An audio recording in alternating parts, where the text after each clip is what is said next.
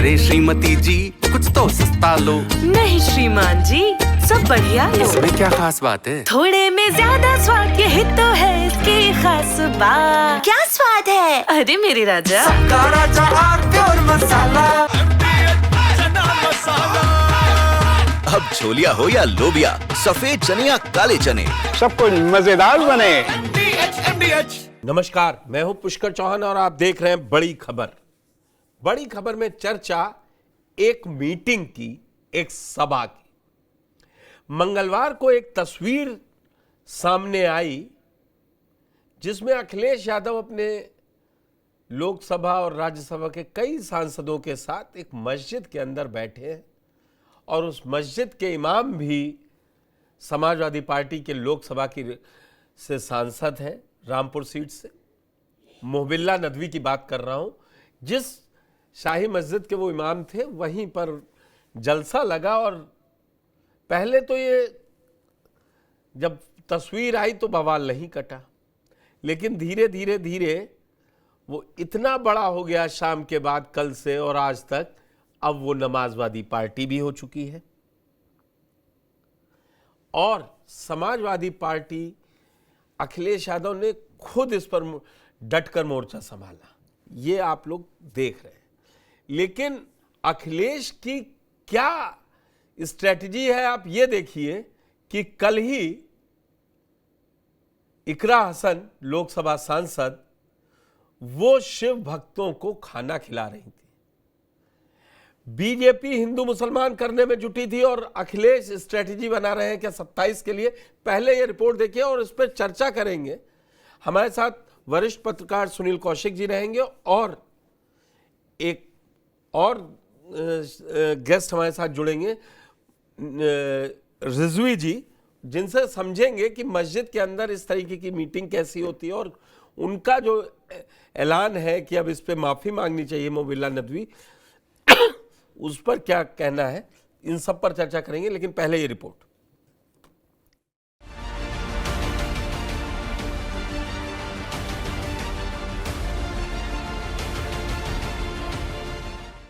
उत्तर प्रदेश में 2 साल बाद होने वाले विधानसभा चुनाव से पहले सपा के प्रमुख अखिलेश यादव सद्भाव वाली पॉलिटिक्स में जुटे हैं। एक तरफ जहां उनकी सांसद इकरा हसन सहारनपुर में कावड़ियों के कैंप में पहुंचती हैं, तो वहीं अखिलेश खुद संसद मार्ग स्थित एक मस्जिद में हाजिरी लगाते हैं और वहां पर राजनीतिक बैठक करते हैं। अखिलेश का एक कदम बीजेपी को रास नहीं आया और उसने इसे असंवैधानिक करार दिया। बीजेपी ने सपा पर धार्मिक स्थल का राजनीतिक उपयोग करने का आरोप लगाया। कि समाजवादी पार्टी के मुखिया और समाजवादी पार्टी हमेशा संविधान का उल्लंघन करते रहते हैं।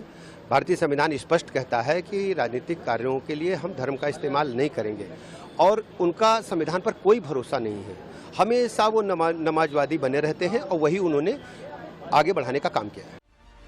बीजेपी के आरोपों का अखिलेश यादव ने भी जवाब देते हुए कहा कि आस्था जोड़ती है, जो आस्था जोड़ने का काम करती है हम उसके साथ हैं, लेकिन बीजेपी चाहती है कि कोई जुड़े नहीं, दूरियां बनी रहें। हम सभी धर्मों में आस्था रखते हैं, बीजेपी का हथियार धर्म है। आप लोग भी बीजेपी के चक्कर में फंस गए। मैं आपसे, क्योंकि ये धार्मिक लोग हैं जो मेरे बगल में खड़े हैं, मुझे नहीं पता था कि आप लोग मिल लेंगे, मुझे मुलाकात हो जाएगी आपसे और एक ऐसा सवाल आएगा। मैं केवल इतना जानता हूं कि आस्था जोड़ती है। किसी भी धर्म या कोई आस्था है, वो आस्था जोड़ती है और जो आस्था जोड़ने का काम करती है हम उसके साथ हैं। बीजेपी को यही तकलीफ है कि कोई जुड़े नहीं, दूरियां बनी रहें। तो आस्था जोड़ने का काम करती है और इसलिए हम लोग हर आस्था पर आस्था रखते हैं। अब बीजेपी के कहने से, अब बीजेपी को मीठे से तकलीफ होगी तो मीठा छोड़ देंगे। बीजेपी कहेगी नमकीन खाइए तो नमकीन खाएंगे क्या? तो बीजेपी क्या कर रही है, बीजेपी को आप भी जानते हो, बीजेपी को आप सब जानते हो। बीजेपी का हथियार ही धर्म है। मस्जिद में सपा सांसदों के साथ मीटिंग से कुछ दिनों पहले सहारनपुर में आई इन तस्वीरों को देखिए, जब 19 जुलाई को कैराना से सपा सांसद इकरा हसन ने अपने लोकसभा क्षेत्र में कांवड़ यात्रा के लिए आयोजित सेवा शिविरों का उद्घाटन किया। इस दौरान उन्होंने शिव भक्तों को भोजन परोसकर सामाजिक सौहार्द और एकता का उदाहरण पेश किया। उस मौके पर सांसद ने ये भी कहा कि श्रद्धा, सेवा और सहयोग ही हमारे समाज की सबसे बड़ी ताकत है और हमें शांति, भाईचारे और संवैधानिक मूल्यों के साथ खड़ा होना चाहिए।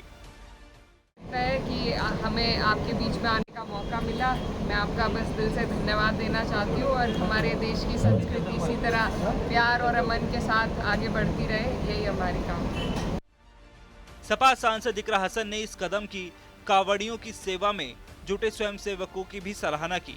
इकरा हसन ने इसकी तस्वीर सोशल मीडिया पर शेयर की थी। उन्होंने लिखा था कि लोकसभा क्षेत्र में कांवड़ यात्रा के लिए सेवा शिविरों का उद्घाटन किया और शिव भक्तों को भोजन परोसने का सौभाग्य मिला। श्रद्धा, सेवा और सहयोग यही हमारे समाज की सबसे बड़ी ताकत है। आज वक्त है कि हम सब मिलकर शांति, भाईचारे और संवैधानिक मूल्यों के साथ खड़े हों। मुसलमान समाजवादी पार्टी का कोर वोट बैंक रहा है। उसे ये भी पता है कि सिर्फ मुस्लिम वोट के सहारे सत्ता तक नहीं पहुंचा जा सकता। इसके लिए हिंदू वोट की सबसे ज्यादा जरूरत पड़ेगी। कांवड़ यात्रा में हिंदुओं को खुश करने के लिए सपा ने अपने मुस्लिम सांसद को उतारकर ये संदेश देने की कोशिश की कि वो सिर्फ किसी एक धर्म की नहीं, सभी धर्मों की हैं। अखिलेश की सोशल इंजीनियरिंग 2024 के लोकसभा चुनाव में काम आई थी। पार्टी यूपी में 37 सीटें जीतने पर सफल रही थी। सपा के पुनरुत्थान ने कई चुनाव विशेषज्ञों और विश्लेषकों को चौंका दिया था। बुंदेलखंड जो पहले बसपा का गढ़ माना जाता था और जहां 2014 के बाद से बीजेपी ने अपनी पकड़ मजबूत की थी, सपा ने अप्रत्याशित रूप से अच्छा प्रदर्शन किया। अखिलेश यादव के नेतृत्व में पार्टी ने कन्नौज, इटावा और बदायूं में जीत हासिल करके यादव क्षेत्र पर भी कब्जा जमा लिया था और उन्होंने प्रतिष्ठित कन्नौज सीट पर भी कब्जा किया। कुल मिलाकर जिस सोशल इंजीनियरिंग वाले फॉर्मूले को अपनाकर समाजवादी पार्टी ने 2024 के चुनाव में अपना जलवा दिखाया था, वो फॉर्मूला 2027 के विधानसभा चुनाव में भी अपनाती दिख रही है। दरअसल बीजेपी इसीलिए हमलावर है कि उसको लगता है कि अगर ये मुद्दा छोड़ा तो अखिलेश कहीं आगे ना निकल जाए। इसलिए उसको इसमें नमाजवादी और उनके जो अल्पसंख्यक मोर्चे के अध्यक्ष हैं, उन्होंने सबसे पहले ये मुद्दा उठाया था। मेरे साथ जुड़ चुके हैं मौलाना शहाबुद्दीन रजवी जी और डॉक्टर सुनील कौशिक मेरे साथ मौजूद हैं। रजवी जी, आप पास सबसे पहले आता हूं। आपने मांग की है कि मोबिल्ला नदवी इस पर माफी मांगे। ये किस तरीके से राजनीतिक बैठक थी, मैं समझा नहीं।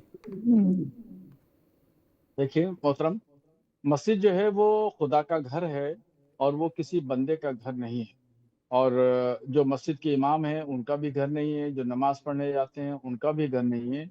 ये घर सिर्फ जो है वो अल्लाह का है और इस घर में सिर्फ अल्लाह की इबादत की जाएगी और इसके अलावा नहीं कुछ किया जाएगा। और ये हमेशा से ये तौर तरीका चला रहा है। इस्लाम के उसूलों और ज़ाब्तों में ये बात शामिल है कि मस्जिद के अंदर सिर्फ खुदा की इबादत की जाएगी, कुरान पढ़ा जाएगा, दुरूद पढ़ा जाएगा, कलमा पढ़ा जाएगा। वहाँ पर दुनिया की बातें करना, अपने पारिवारिक बातें करना या राजनीतिक बातें करना, ये तमाम चीजें जो है वो ये कैसे निकला? इन तमाम ये कैसे दूर रखा जाएगा? हिंदू जा सकता है कि नहीं जा सकता है? जैसे क्योंकि इसमें ज्यादातर हिंदू लोग भी गए हैं, तो मैं आपसे हमें वही आपके समझना चाह रहा हूं, एक एक पॉइंट क्लियर कर दीजिए तो जो चर्चा रहे उसको आगे बढ़ाने में आसानी रहेगी। क्या कोई हिंदू जा सकता है? हाँ, मैं उसी आप ही की बात पर आ रहा हूँ। तो दरअसल इन्होंने पॉलिटिकल मीटिंग की। पॉलिटिकल मीटिंग करना या दुनियावी बात करना या इस तरह की जो है वो सरगर्मियां रखना ये जायज़ नहीं है। शरीयत के मोहिबुल्लाह नदवी शरीयत की नज़र में मुजरिम हैं, उन्होंने गुनाह का काम किया है और उनको इससे तौबा करना होगी और पूरी कौम से माफ़ी मांगना होगी। और अब रह गई बात गैर मुस्लिम की, बात आपने की है कि उसमें जा सकता है या नहीं जा सकता है। वहाँ पर गैर मुस्लिम लोग मौजूद थे, अखिलेश यादव, डिम्पल यादव, धर्मेंद्र यादव और बहुत सारे ऐसे लोग थे जो गैर मुस्लिम हैं। उनका इस्लाम मजहब से कोई लेना देना नहीं, कोई ताल्लुक नहीं, नमाज पढ़ने का कोई मसला ही नहीं हो सकता। तो वो लोग भी गए और बैठक हुई। सिर्फ मस्जिद में जाना और आ जाना ये नहीं। अब मेरी बात सुनिए, मेरी बात सुनिए रजवी साहब, जो मैं पूछ रहा हूँ वो बताइए, क्या हिंदू मस्जिद के अंदर जा सकता है कि नहीं जा सकता? डिम्पल यादव गए कि अखिलेश यादव गए, मुझे इससे लेना देना नहीं है। मैं आपसे बहुत स्पेसिफिक और क्लियर सवाल पूछ रहा हूं। हाँ, मैं मस्जिद में कोई भी हिंदू गैर जरूरी तौर पर नहीं जा सकता है। ये आप दो लाइन अलग अलग बता ठीक रहे है। हैं। गैर जरूरी कैसे होगा, जरा मैं ये समझना चाहता हूं। मैं आ रहा था क्योंकि आपने इस पर कहा, मैंने इसीलिए, वरना मैं प्रोग्राम में कभी भी अब कोई सियासी दल नहीं बैठालता हूं, क्योंकि आपने कहा वो माफी मांगे मोबिल्ला नदवी। मैं वो जानना चाह रहा हूं ये कैसे इल्म हुआ कि ये गैर जरूरी बैठक है और ये राजनीतिक बैठक है। देखिए, इसमें मस्जिद में गैर मुस्लिम लोग हैं और सभी लोग, जितने लोग भी हैं, कुछ मुस्लिम हैं, वो सब सियासी लोग और सब एक ही पार्टी से जुड़े हुए हैं और अपनी पार्टी की टोपी लगाए हुए, लाल टोपी जो उनकी है। तो ये तमाम चीजें मोबिल्ला नदवी तो नहीं लगाए, एक पॉइंट अगर आप मोबिल्ला नदवी तो नहीं लगाए, मैं सुनिए ना, मोहिबुल्ला नदवी वो तो लाल टोपी नहीं लगाए हैं और रामपुर से लोकसभा सांसद है। हाँ, वो उन्होंने पहले भी कभी नहीं लगाई, वो उन्होंने इलेक्शन के दरमियान भी टोपी नहीं लगाई, वो आज भी लाल टोपी नहीं लगाई है उन्होंने। वो लाल टोपी लगाते ही नहीं, उनकी अपनी टोपी है, वही लगाते हैं। बाकी जो लोग हैं वो लोग लाल टोपी लगाते हैं, वही लोग बैठे हुए थे। डिम्पल यादव नहीं लगाई हैं। डिम्पल यादव कई बार चुनावी सभा में मेरे साथ इटावा और सब जानने वाले कौशिक जी बैठे, एक नहीं कन्नौज से जब चुनाव लड़ी, मुझे मालूम है उनकी एक नहीं कई फोटो मिल जाएंगी जो टोपी लगाए होंगी। वो तो नहीं लगाए। बहुत सारे ऐसे फोटो, हाँ मेरे पास में अभी ऐसे फोटो बहुत सारे हैं जिसमें वो टोपी नहीं लगाई हुई है, बहुत सारे ऐसे फोटो है जिसमें टोपी लगाए हुए हैं। मगर अखिलेश यादव सवाल मेरा एक है, क्या हिंदुओं से दिक्कत है या लाल टोपी से दिक्कत है? हाँ, वही मैं जानना चाह रहा हूं। अब ये देखिए, पहले सवाल पे आपने जो मैंने जब कहा था कि गैर मुस्लिम का यानी हिंदू का मस्जिद में जाना बिला जरूरत जायज नहीं है, तो उस सवाल का जवाब बिला गैर जरूरी कैसे आप डिसाइड करेंगे? अगर उस मस्जिद का इमाम, आप सुनिए जी, आप सुनिए, मैं बता रहा हूँ, आप सुनिए तो जी, आप पूरा जवाब मुकम्मल होने दीजिए, फिर नया सवाल करिए। गैर जरूरी ये है कि जैसे रोड पे मस्जिद है, कोई भी शख्स रोड पे जा रहा, मोटरसाइकिल से है हिंदू है, गाड़ी से जा रहा, 4 व्हीलर से हिंदू है, या पैदल जा रहा है हिंदू है, उसको प्यास लगी तो वो मस्जिद में चला जाए और पानी पी के वापस चला आए। ठीक है, आगे जाना है, रास्ता पूछना है, वो मस्जिद के अंदर गया, इमाम साहब से रास्ता पूछा और चला गया। तो ये जरूरत हुई, जहां जरूरत और हाजत पाई जाएगी वहां कोई हर्ज नहीं। मगर यहाँ पर एक ही पार्टी के लोग हैं, हिंदू और मुसलमान दोनों लोग हैं, लाल टोपी लगाए हुए हैं, समाजवादी पार्टी के लोग हैं, समाजवादी पार्टी की मीटिंग हो रही है।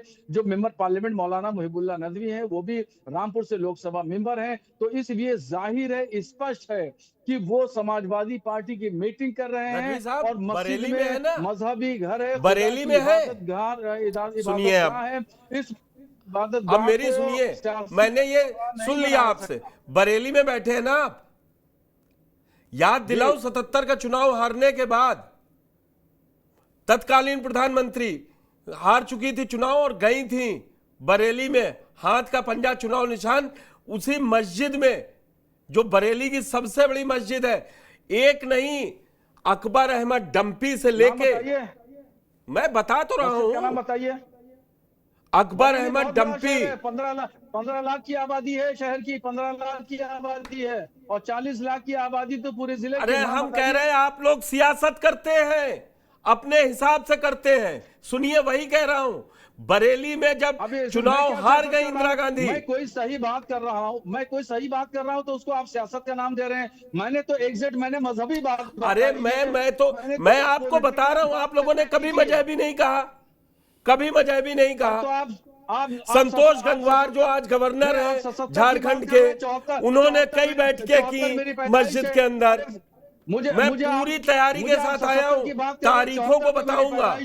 मैं भी पूरी तैयारी हूँ मोहतरम, मेरी भी तैयारी है, मैं आपसे डिबेट में हारूंगा नहीं। आपको नहीं, हमें आपसे हारना नहीं है, हमारे पास कौशिक जी भी है, सियासी हार जीत इनसे समझेंगे। मैं चाह रहा हूँ, आप पार्टी बन के बात कर रहे हैं, आप समाजवादी, मैं कैसे पार्टी बन के बात कर रहा हूं? मैं जब कांग्रेस के नेता जाएंगे, भाजपा के नेता जाएंगे तो वो गलत नहीं है। आपने मांगा उनसे इस्तीफा, वहां के इमाम से की बात कर रहे हैं तो ऐसा लगता है कि आप समाजवादी पार्टी के प्रवक्ता बन के बात कर रहे हैं मुझसे। अरे हमको कई बार समाजवादी पार्टी के प्रवक्ता कह चुके हैं कि आप भारतीय जनता पार्टी के प्रवक्ता हैं। रजवी साहब एक सीधा साधा सवाल है कि दूसरे राजनीतिक दलों के लोग यदि मस्जिद में जाकर के चुनावी रणनीति तय करेंगे तो उस समय विरोध नहीं हुआ, जब चुनावी रणनीति इस समय आप विरोध कर रहे हैं, तो क्या वो राजनीतिक विरोध नहीं था या अब राजनीतिक विरोध है? और अभी तो कोई ऐसी राजनीति, देखिए मुझे राजनीति से कोई लेना देना नहीं है। मस्जिद खुदा का घर है, इबादतगाह है, इबादतगाह को सियासी अखाड़ा हम बनाने नहीं देंगे।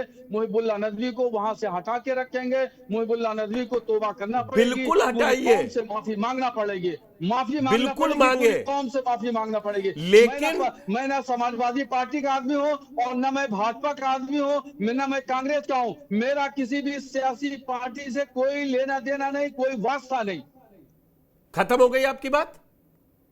अब मैं सवाल फिर से सुनिए, जब बरेली की मस्जिदों में संतोष गंगवार से लेके, और मैंने इसीलिए 77 की याद दिलवाई, प्रधानमंत्री चुनाव हारी थी रायबरेली से, सबसे पहले बरेलवी पहुंची थी और उसी मस्जिद में 3 घंटे की बैठक हुई है। तब तो मुझे नहीं याद है कि आप लोगों ने कहा कि इमाम साहब हटा दें। और मैं एक नहीं, मुलायम सिंह यादव गए बैठे हैं। आज ये एकदम से लाल टोपी पहन के मस्जिद में मुलायम सिंह यादव बैठक करते हैं, और कोई चुनाव, मुझसे ज्यादा चुनाव कवर किए होंगे उत्तर प्रदेश के डॉक्टर कौशिक ने, बता दें किस मस्जिद में बैठक नहीं होती है वोटिंग से 3 दिन पहले, बताइए डॉक्टर कौशिक। ये तो रजवी साहब को पता होगा। हाँ आप दे दीजिए। नहीं, मैं जवाब दे रहा हूँ। बरेली का मामला आपने कहा है तो बरेली का मैं जवाब देता हूँ। हाँ, देखिए बरेली में इस तरह की कोई मस्जिद में कोई मीटिंग नहीं हुई, न इंदिरा गांधी की मीटिंग हुई, न राजीव गांधी की मीटिंग हुई, न मुलायम सिंह की मीटिंग हुई, न वीपी सिंह की मीटिंग हुई। किसी की भी मीटिंग जो है मस्जिद के अंदर नहीं हुई। अगर कोई दरगाह के अंदर दरगाह कैसे कोई जाता है, वो उनका ड्राइंग रूम है, मस्जिद नहीं वो है। ड्राइंग रूम है जो तस्वीर में चला रहा हूं, वो ड्राइंग रूम है उनका, वो ड्राइंग रूम है जहां ये लोग बैठे हैं।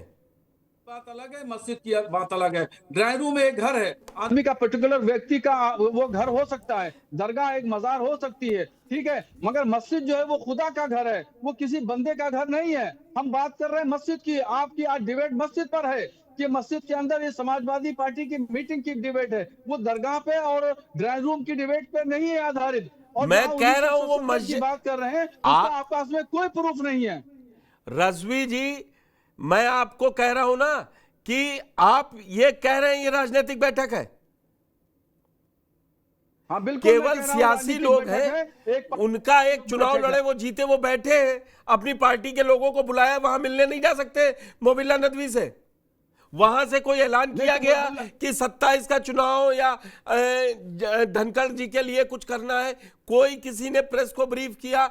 हम आपके घर आए, मान लीजिए आप वहां पे हैं, किसी मस्जिद में है, अगर आप अगर वहां का इमाम है, अगर मैं जाऊं और मेरे साथ 10 लोग भी चले जाएं, मेरे ही घर के या मेरी ही पार्टी के, अगर सपोज, तो वो राजनीतिक बैठक हो गई। ये कैसे आप लोग डिसाइड करते हैं? हम यही जानना चाह रहे हैं। हाँ, मस्जिद के बगल में जो हुजरा बना है जिसमें मौलाना मुहिबुल्लाह नदवी रहते हैं, उस हुजरे में बैठना चाहिए था। मस्जिद के अंदर बैठने की क्या जरूरत है? वहां फोटो खिंचवाने की क्या जरूरत है? बैठना है तो मस्जिद के बगल में जो हुजरा है जिसमें उनका डॉक्टर कौशिक, पड़ा हुआ क्या रूम ये सोते हैं, ये फोटो उसमें बैठना जब शिव तेरस से एक दिन पहले क्या एक बड़ा मैसेज बिना कुछ कहे फोटो के जरिए अखिलेश यादव ने देने की कोशिश की है? देखिए, दो चीजें आप इसमें चौहान साहब समझिए। यदि अन्य पार्टी के लोग भी सम्मिलित होते तो राजनीतिक बातें नहीं होती। एक ही पार्टी के लोग, और जो इमाम साहब हैं वो उस पार्टी के सांसद हैं, और उनमें बुलाया गया है, वो अपने आप अखिलेश पहुंचे नहीं। बिल्कुल ठीक है। और बुला करके जब चर्चा हो रही है, किसी भी बिंदु पर हो रही हो, तो पहले तो सारे लोग टोपियां लगाए हुए हैं, नहीं लगभग, हाँ, जो लगाते हैं वो लगाएं, जो नहीं लगाते। और वो टोपी भी उस कलर की है जहां कभी कभी विरोध भी होता है उसका। तो नदवी साहब जो कह रहे हैं कि यदि इसमें कांग्रेस के और भाजपा के भी दो दो लोग होते तो राजनीतिक न होती। अरे तब तो और राजनीतिक हो जाती। नहीं होती, क्योंकि वो हो सकता है कि सामाजिक चीजें उसमें रही। अब लेकिन रजवी साहब ने मुझे बड़ा कहा, 77 की फोटो नहीं दिखा सकता हूं, लेकिन मैं जो कहा गलत। ईदगाह पर ईद पे पूरा मजमा लगता है टीले वाली मस्जिद पर लखनऊ में। देखिए दो चीजें आप देखिए। अभी आपने प्रेस कॉन्फ्रेंस में ये दिखाया कि अखिलेश यादव ने क्या कहा कि धर्म जोड़ने के लिए होता है। हाँ, तो वो तो कह रहे थे धार्मिक आदमी खड़े। बिल्कुल है। और जब मौर्य साहब सनातन के बारे में जब कह रहे थे तब धर्म कहां चला गया? जोड़ने के लिए नहीं था तब धर्म। तो उन्हें मौर्य को निकाल दिया पार्टी से। निकाला कब? कितने दिन बाद? तत्काल निकाला। 1-1.5-2 महीने तक वो चिल्लाते रहे, तमाम बहसें होती रहीं। जब लग रहा कि सीमाएं ज्यादा ही नुकसान कर देंगी तब अखिलेश यादव ने स्वीकार किया। ये तो उधर धर्म जोड़ने के लिए नहीं है, इधर धर्म जोड़ने के लिए है।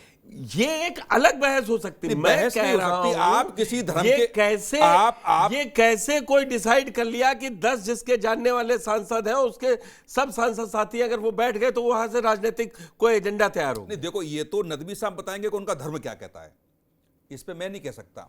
लेकिन यदि राजनीतिक बातें हुई हैं वहां पर तो मैं भी इसके खिलाफ हूं। मैं इसलिए खिलाफ हूं कि जब धर्म को आप जोड़ेंगे, बार बार नेता क्या कहते हैं कि धर्म को अलग रखिए राजनीति से। अब राजनीतिक अभी प्रयागराज में कैबिनेट बैठक हुई थी जी, कहाँ हुई थी? कैबिनेट मीटिंग हुई थी। बिल्कुल कहाँ पे हुई थी? इलाहाबाद में हुई। प्रयागराज में कहाँ पे हुई थी? तट पे हुई, संगम तट पे ना। हाँ बिल्कुल, संगम तट पे तो है। कोई परेशानी तो नहीं हुई ना? नहीं हुई। हुई थी। नहीं, समाजवादी पार्टी ने सबसे पहले सवाल उठाया। आप परेशानी किस बात की थी? परेशानी किस बात की थी आप मुझे बताइए। वही में तो मैंने शुरू में आपसे कहा कि जब हिंदुत्व की बात आएगी तो दिक्कत होगी, और जब मुस्लिम धर्म की बात आएगी तो कहेंगे धर्म जोड़ने के लिए है। आप ही की बात बड़ी कर ली। कैबिनेट की मीटिंग योगी जी ने वहां की तो अखिलेश यादव के ये शब्द क्यों नहीं थे कि धर्म जोड़ने के लिए है? वही हम तो अब इसलिए मैं बहस किसी पक्ष में नहीं, जहां रजवी साहब कह रहे थे। मौलाना साहब इसलिए कह रहे हैं, मौलाना साहब का कहना बिल्कुल मैं उनके साथ हूं, सहमत हूं मैं इस बात से कि आप दो चश्मों से धर्म को देखेंगे और फिर कहेंगे राजनीति नहीं है। आप वहां भी मत कहिए, यहां भी मत कहिए। अब इन मौलाना साहब ने नहीं उठाया, अब वहां आ गए कि वो साड़ी पहन के चली गई, डिंपल यादव का पहनावा गलत था। बिल्कुल गलत है, ये तो उनके धर्म में नहीं है तो गलत है। तो आप मुझे बताइए, आपके मंदिर में कोई बुर्खा पहन के चला जाए और अंदर मीटिंग हो रही हो, आप क्या कहेंगे?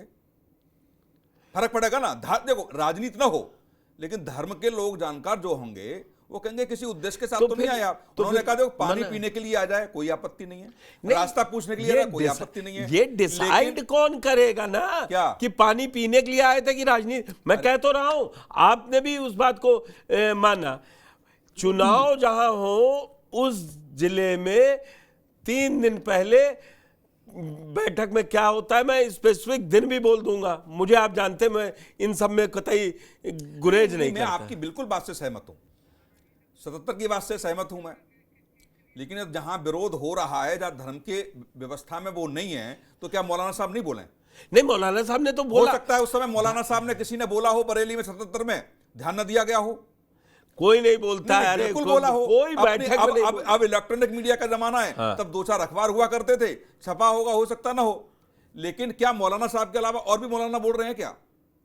ये तो कुछ लोग बोल रहे हैं और अपने धर्म को समझाने का प्रयास कर रहे हैं कि कम से कम मस्जिद और मंदिर, तुम्हें दोनों की बात कर तो फिर मौलाना साहब उस पर भी बोल देना। इकरा हसन कैराना में शिव भक्तों को, मंदिर में नहीं है, वो कैंप में है, वो बाहर कैंप लग रहा है, तो उस पर भी आ जाएगा। नहीं, मैं बता रहा हूं, इकरा हसन, मैं फिर आपके चलन पे कह रहा हूं, इकरा हसन इस धार्मिक त्योहार पे बुर्का पहन के किसी मंदिर में जाके देखें, विरोध होगा कि नहीं होगा?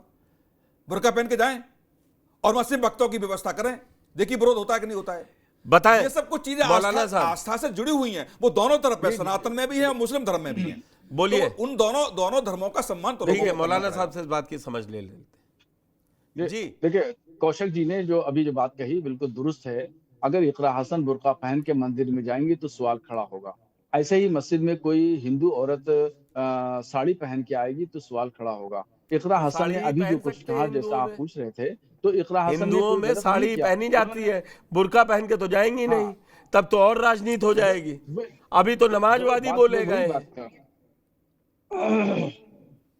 तो इकरा हसन ने वहां मंदिर में जाके पूजा पाठ नहीं किए, इसलिए उन पर कोई हुक्म नहीं बनता है। अगर वो जाके मंदिर में नहीं पूजा गई, पाठ मंदिर में नहीं गई, करें कैंप और नहीं, उन्होंने वहाँ कैंप बाहर कैंप था मंदिर पे उसमें जाके पानी चढ़वाएं, यानी धार्मिक काम में वहां पर मंदिर के अंदर जाके धार्मिक काम में लिप्त हो तो उन पर शरीयत का हुक्म आयद होता है, तो फिर हम उन पर फतवा लगाएंगे। अब और आपने वो अन्यथा वर्ड नहीं, अब आपने वो सही शब्द अभी जो बोला, उन्होंने इसीलिए मैं वहां से लाया था। कहा गया शरीयत में अलाउड नहीं है।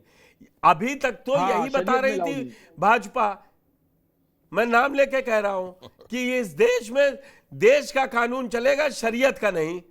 और जब फतवे की बात आई तो शरीयत के कानून का उल्लंघन कह रहे हैं जमाल, अभी जो अल्पसंख्यक मोर्चा के अध्यक्ष हैं। मुहिबुल्लाह, देखिए मुहिबुल्लाह नदवी ने भी शरीयत के उसूलों का उल्लंघन किया है, शरीयत के खिलाफ उन्होंने कदम उठाया। शरीयत का कानून इस देश में लागू नहीं होता है, मैं ये आपको याद दिलाना चाह रहा हूं। हमें भी मालूम है, हमें मत बताइए, हमें ज्ञान मत दीजिए। अरे तो आप बार बार शरीयत का कानून कहेंगे तो याद कैसे ना दिलाऊं? अब तो आप, अरे भाई डिबेट है, कोई स्कूल नहीं है कि पाठशाला हो कि बिल्कुल आपकी बात ऊपर है, हम शिक्षक बैठे हुए हैं। ये आप डिबेट कर रहे हैं, टीवी 9 की डिबेट है, जिम्मेदार चैनल है, जिम्मेदार चैनल में ये स्कूल की पाठशाला नहीं लगा रखी है हमने। बिल्कुल, मैं भी पढ़ा लिखा हूँ, 12 साल मैंने मदरसे में पढ़ा है, मदरसे के पीछे नहीं पढ़ा।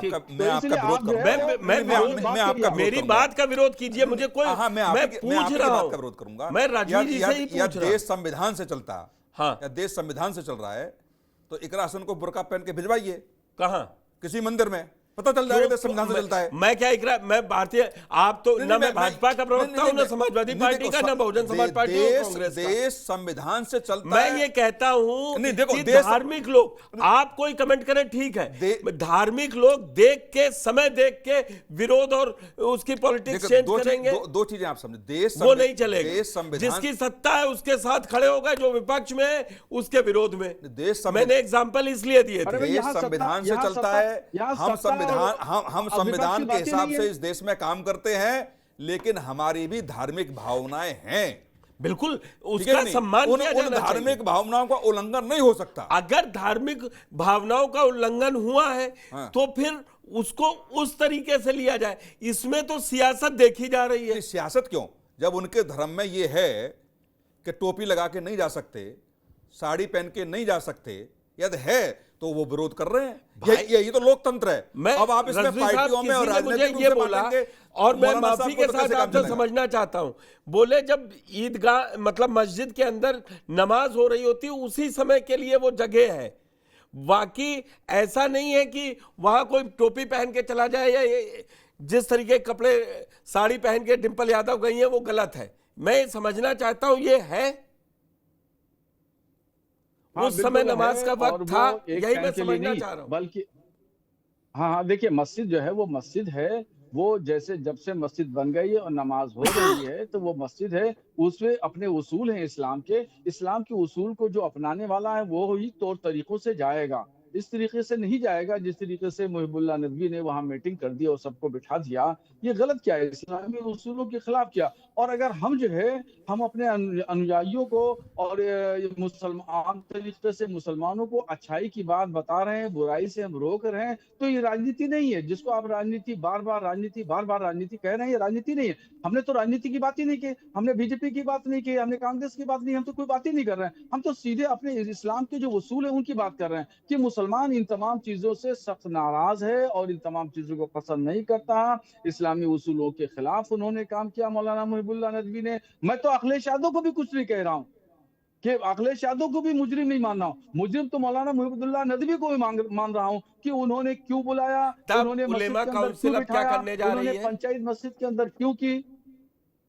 अब उलेमा काउंसिल क्या करेगी, नेक्स्ट स्टेप उलेमा काउंसिल का क्या है?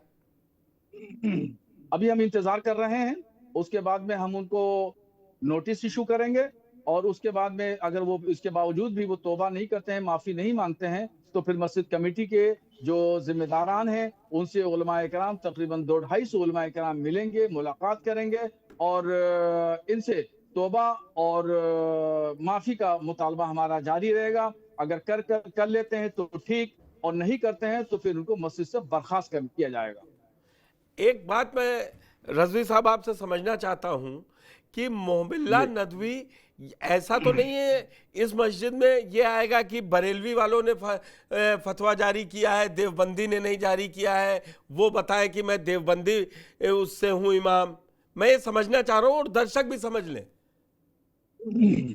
देखिए, इसमें जो मसला शरई है, शरीयत की बात है, इसमें देवबंदी और बरेलवी की बात नहीं है। आप लाइन पे कोई भी देवबंदी आलिम ले लीजिए, अभी ले लीजिए, आप हाथ कंगन को आरसी क्या, पढ़े लिखे को फारसी क्या, आप अभी ले लीजिए और पूछ लीजिए जो मैं कह रहा हूँ गलत कह रहा हूँ या सही कह रहा हूँ। अभी जो मैं कह रहा हूँ आप जो कह रहे हैं वो सही कह रहे हैं। यही जो मैं कह रहा हूँ यही बात वो देवबंदी आलिम भी वही कहेंगे, क्योंकि शरीयत की बात जो कुरान और हदीस की रोशनी में होती है, इसके अलावा और नहीं होती है। हम अपने मन से कोई बात नहीं कर रहे हैं, या वो देवबंदी आलिम है वो भी अपने मन से बात नहीं करेंगे। इमाम होता है, मस्जिद होती है, नमाज क्या ना पढ़ी जाती है, उसमें कोई देवबंदी और बरेलवी का मतलब आपने दो बातें हमें बहुत क्लियर की।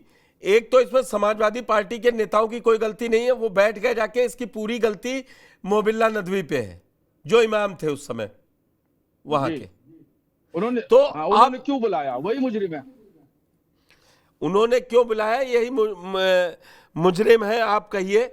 लेकिन अगर मान लीजिए आपने कोई समय सीमा आप लोगों में तय होगी कि हफ्ते भर में माफी नहीं मांगते हैं, नोटिस जैसा कि आपने कहा जारी होगा, उसके बाद इनको निकालने की प्रोसेस होगी। जी, कमेटी, देखिए उसका सिस्टम यह है कि हर मस्जिद की एक कमेटी होती है, उसको ऐसे समझ लीजिए जैसे ट्रस्ट है। हर मस्जिद का एक ट्रस्ट होता है, कमेटी होती है, उसमें 10 से 12 लोग उसके मेंबर होते हैं, और कहीं कहीं कमेटी होती है, कहीं कहीं मुतवल्ली होता है। मुतवल्ली मतलब एक आदमी जो है मुतवल्ली होता है। तो एक ही आदमी को अधिकार इस बात के हासिल है कि इमाम किसको रखा जाए, किसको न रखा जाए। ये इमाम है, इसने गलत काम किया तो इसको हटा दिया जाए, दूसरा इमाम रख दिया जाए, तो उस मुतवल्ली को अधिकार है। अगर कहीं किसी मस्जिद में कमेटी है, मुतवल्ली तय करेंगे, मुतवल्ली, और कहीं कमेटी होती है तो कमेटी के में 10 से 12 लोग मेंबर होते हैं, तो वो सारी कमेटी बैठ करके मीटिंग करके वो तय करती है कि हाँ इनको रखना है या नहीं रखना।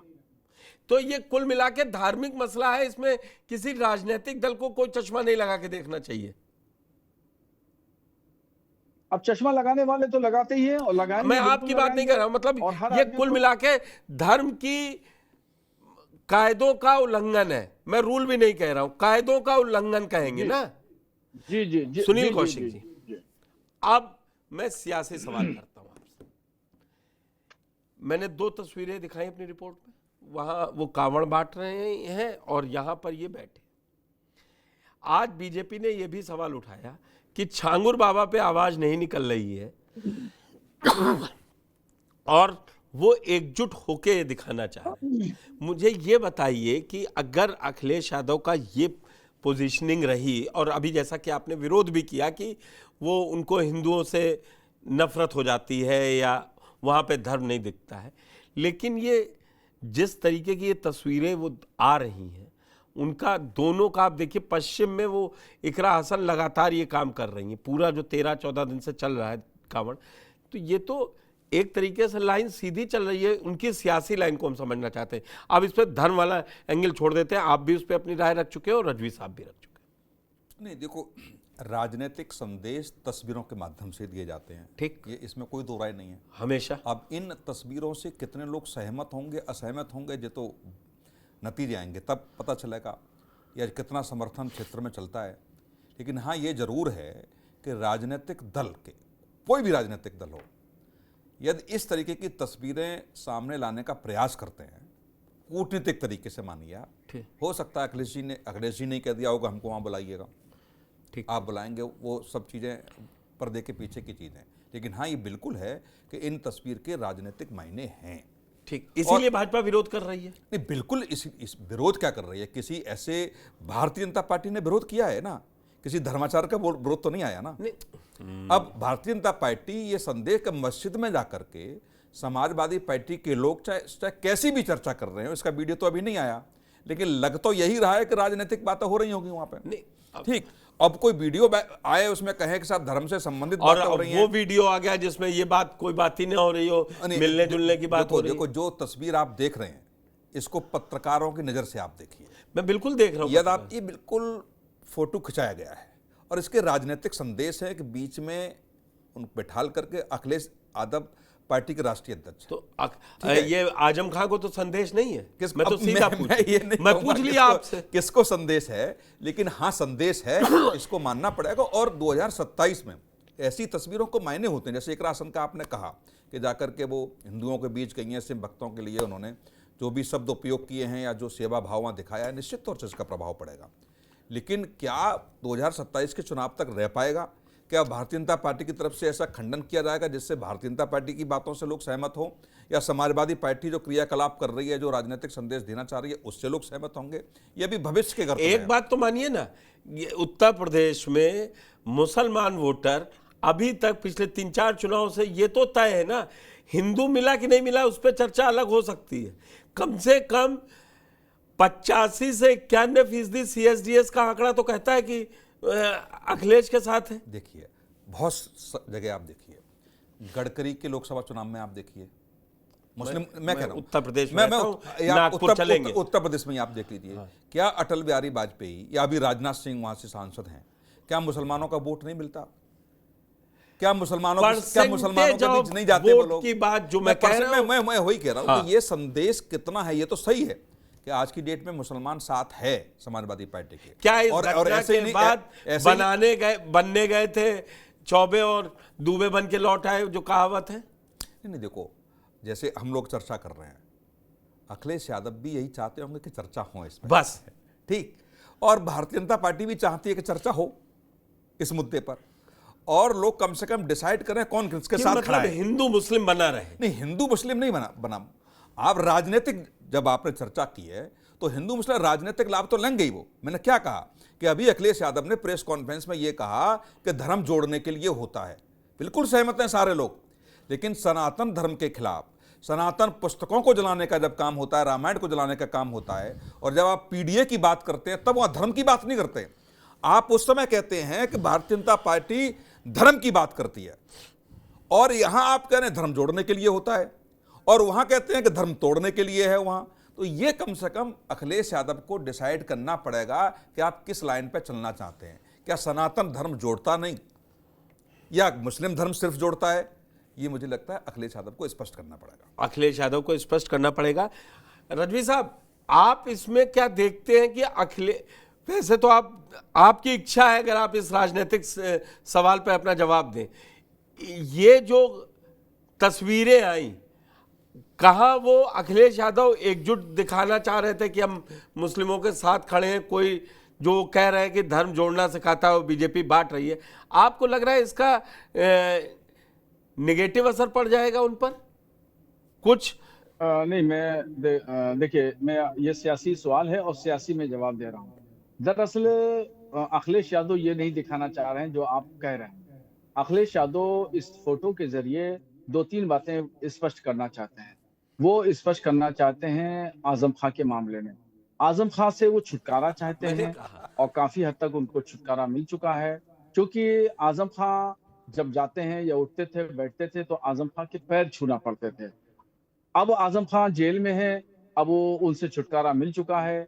एक आजम खां का विरोधी चेहरा मुहिबुल्लाह नदवी की शक्ल में उनको मिल गया है, तो मुहिबुल्लाह नदवी को प्रमोट कर रहे हैं वो, और आजम खां के मुकाबले में खड़ा कर रहे हैं ताकि अब मुझे पैर छूने की जहमत गवारा न करना। मैं चूंकि चर्चा करते थे आजम खां को वो, और आजम खां ही वो इसी लाइन पे आज डिबेट ये होनी चाहिए थी। बात सुनिए, पूरी बात हो जाने दी मोहतरम चौहान साहब। तो मुहिबुल्लाह नदवी के विरोध में, यानी आजम खां के विरोध में अखिलेश यादव ने मुहिबुल्लाह नदवी को टिकट दिया। जेल से आजम खान ने पर्चा भिजवाया था अखिलेश यादव को कि नसीर खान को टिकट दे दिया जाए, मगर नसीर खान का टिकट देने के बजाय आजम खान की बात नहीं मानी गई, और अपने चाचा प्रोफेसर साहब के कहने पर मुहिबुल्लाह नदवी को टिकट दे दिया गया। मुहिबुल्लाह नदवी शुरुआती दौर से ही आजम खान के विरोधी रह चुके हैं, और जब जीत करके आए तो जीतने के बाद जो सबसे पहली प्रतिक्रिया प्रेस को दी मुहिबुल्लाह नदवी ने आजम खान के टॉपिक पर, उन्होंने, उनके अल्फाज में आपको कहूं, उन्होंने कहा आजम खान सुधार घर में है, अब उनको वो सुधर जाएंगे। सुधार घर जेल को उन्होंने कहा आजम खान के लिए कि वो सुधार घर में है, हम उनकी क्या बात करें। तो आजम खान के पैरेलल ढांचे पर महबूबुल्लाह नदवी को अखिलेश यादव खड़ा कर रहे हैं और आजम खान से किनारा कश होना चाहते हैं, अलहदगी इख्तियार करना चाहते हैं ताकि वो चाचा है पैर छूना न पड़े। महबूबुल्लाह नदवी हमारी उम्र के हैं, हम इनसे निपट लेंगे, जब भी होगा इनको साइड लाइन भी कर सकते हैं, आजम खान को साइड लाइन नहीं कर सकते हैं। ये वो जिस रामपुर में तूती ये वो बोलती कहना थी, चाहते हैं। जिस रामपुर में तूती बोलती थी, वहां पर जब समाजवादी पार्टी भी कोई बड़ा डिसीजन लेती थी तो आजम खान ऐलान करते थे। बाकी लिस्ट जारी होती थी कैंडिडेट्स की लखनऊ के विक्रमादित्य दफ्तर से। रामपुर में कौन चुनाव लड़ेगा ये डिक्लेरेशन आजम खान, रामपुर नहीं, रामपुर के आसपास लेकिन अखिलेश ने तो वो तोड़ दिया ना तिलिस्म। मोबिल्ला नदवी उन्होंने बता दिया 67,000 की जीत ये कह रही है कि लोग समाजवादी पार्टी के साथ खड़े थे।